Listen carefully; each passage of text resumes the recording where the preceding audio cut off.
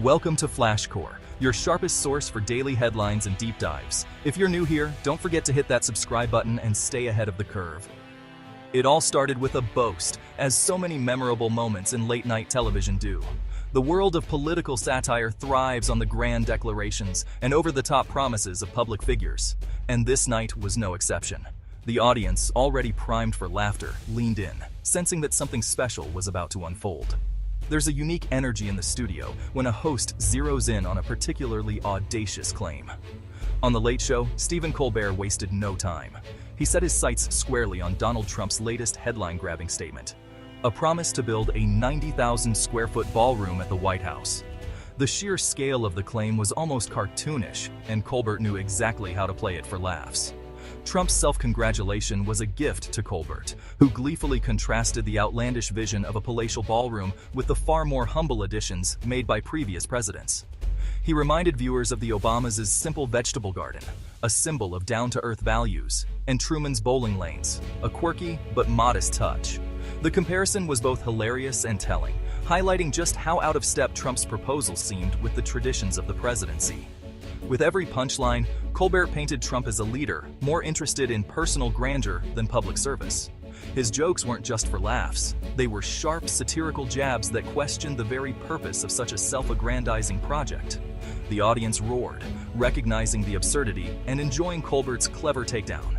The segment was peppered with light jabs at other political figures, keeping the energy lively and the commentary broad. Yet, Colbert always circled back to Trump's extravagant fantasy, ensuring the focus remained on the night's main target. Colbert's signature move, holding up Trump's own words for ridicule, was on full display. By reading the quote aloud and dissecting it with his trademark wit, he transformed a simple boast into a memorable comedic moment, one that would be replayed and shared across social media. The laughter in the studio was infectious, echoing through the room and setting the perfect stage for what was to come. The audience, caught up in the fun, had no idea that the tone was about to shift dramatically. The ballroom bit, as it turned out, was a Trojan horse, humor cleverly masking a much heavier payload. Colbert's comedic opening wasn't just about entertainment. It was a setup, preparing viewers for a sudden and unexpected turn. The audience, primed for comedy and lulled by laughter, was about to be confronted with something far more serious. In just a few moments, the show would pivot, revealing the true depth and purpose behind Colbert's comedic opening. A masterclass in blending humor with hard-hitting commentary.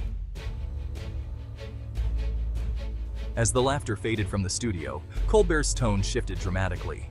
The familiar sparkle in his eye was replaced by a look of gravity, signaling to the audience that what was coming next was no ordinary punchline. The room, once filled with the echoes of jokes and applause, grew noticeably quieter as viewers sensed a change in the air. Colbert introduced archival footage showing Donald Trump at a party with Jeffrey Epstein, a moment from the 1990s that has resurfaced time and again, but never loses its power to unsettle. The images were a stark, uncomfortable reminder of a connection that Trump has repeatedly tried to minimize or dismiss. The footage, grainy yet unmistakable, captured a world of celebrity excess and whispered secrets, now cast in a much darker light. Airing this clip was a bold and deliberate move by Colbert. It wasn't just about ratings or shock value. It was about forcing a difficult issue back into the public conversation. The audience's reaction was a mix of surprise and discomfort as the reality of the footage settled in. Colbert was making it clear, some associations, no matter how much time passes, demand scrutiny.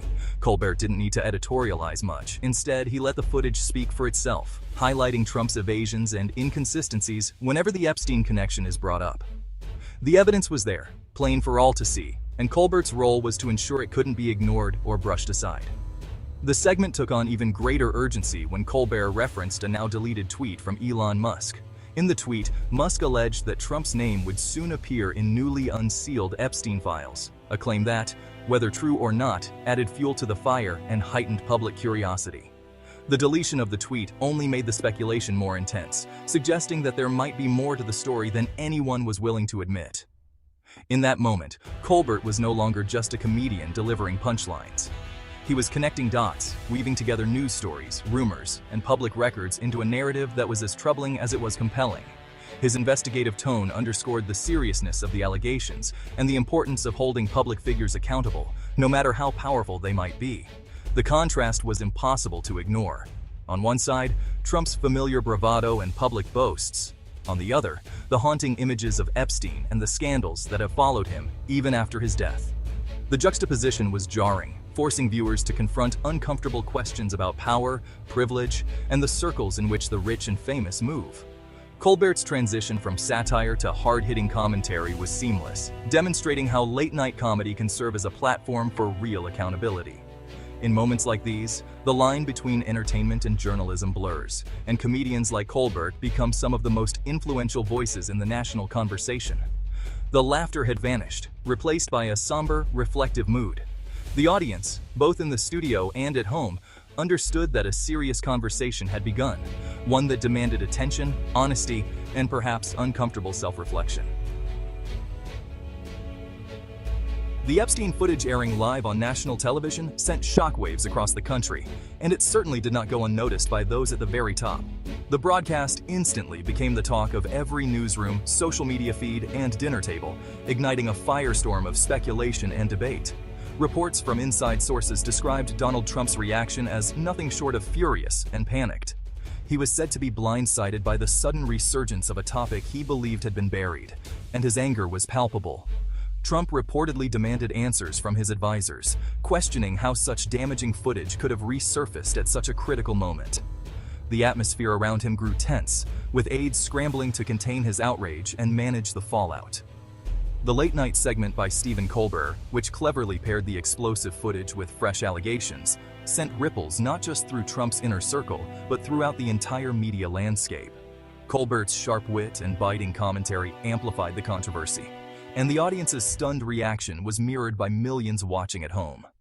Headlines exploded across the internet, and the story quickly became a trending topic worldwide. In the hours that followed, Trump's team scrambled to downplay the footage and control the narrative. Crisis meetings were called, and advisors worked around the clock to craft statements and deflect questions. But the visual evidence was too compelling to ignore, and attempts to dismiss the story only seemed to fuel public curiosity. The controversy deepened further when rumors began circulating about a massive $16 million payout from CBS/Paramount, allegedly intended to silence Colbert's criticism and suppress further coverage. The idea that such a large sum could be used to influence media coverage added a new layer of intrigue and suspicion to the unfolding drama.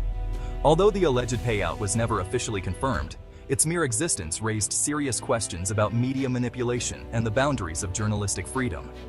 Newsrooms across the country debated the ethics of such actions, and analysts speculated about the true extent of corporate influence over the press. The story quickly grew beyond Trump himself. It became a national conversation about the integrity of the press, the power of media conglomerates, and the public's right to know the truth. Journalists and citizens alike began to question who was really pulling the strings behind the scenes. As the days passed, public suspicion only intensified. Many began to believe that powerful interests were working overtime to control the narrative, shaping what the public could see and hear. The sense of distrust in both political and media institutions reached a new high. What started as a scandal about Trump's past had now evolved into a much larger battle over the freedom of the media itself. The nation watched closely, aware that the outcome could have lasting implications for democracy, transparency, and the future of the free press in America. In another segment, Colbert turned to a bizarre Trump moment, a rooftop White House press conference. Colbert's bewilderment was palpable. Why would a president address the world from a rooftop? He leaned into the absurdity, jokingly asking, "Sir, why are you on the roof?" The monologue captured the surreal drift from presidential norms. Colbert's humor reflected a collective disbelief at how far political conduct had strayed. The segment wasn't about policy, but about the normalization of the bizarre. Through laughter, Colbert encouraged viewers to question the spectacle of modern politics. His performance was that of a bewildered everyman, making sense of a political landscape that defied logic. Colbert's critique of the rooftop press conference tapped into the surreal quality of the Trump era. He questioned why such odd behavior was treated as normal by the media. Colbert's comedy highlighted the shift in political standards, focusing on the absurdity of a rooftop press event. His humor wasn't just about Trump, but about a system that allowed such moments to pass unchallenged. The monologue mixed amusement with concern, reflecting public confusion. Colbert connected with viewers by sharing in their bewilderment. The segment was a real-time processing of political absurdity, inviting laughter and reflection. In doing so, Colbert offered cultural commentary that was both entertaining and unsettling. Colbert's comedy is rooted in satire. He amplifies real events to expose their absurdity. He doesn't invent scenarios, he magnifies the ridiculousness already present in political life. By asking, "Sir, why are you on the roof?" Colbert highlighted a profound departure from presidential norms. His approach makes sharp critiques accessible, framing himself as a bewildered observer. Colbert's monologues become vital public commentary, validating the audience's disbelief. The Late Show becomes a space to process the surreal nature of politics through laughter and sharp questions. The public response to Colbert's Trump-Epstein segment was immediate and intense. The footage reignited a conversation Trump's camp wanted buried, dominating news and social media.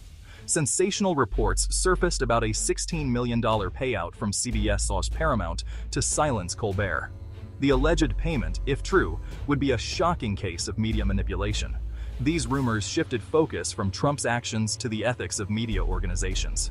The story raised questions about press independence and corporate influence. The controversy became emblematic of a larger debate about trust in the media. It was no longer just about Trump, but about who controls the narrative and why. While national drama played out between Colbert and Trump, local news outlets like Headline Surfer covered critical regional events.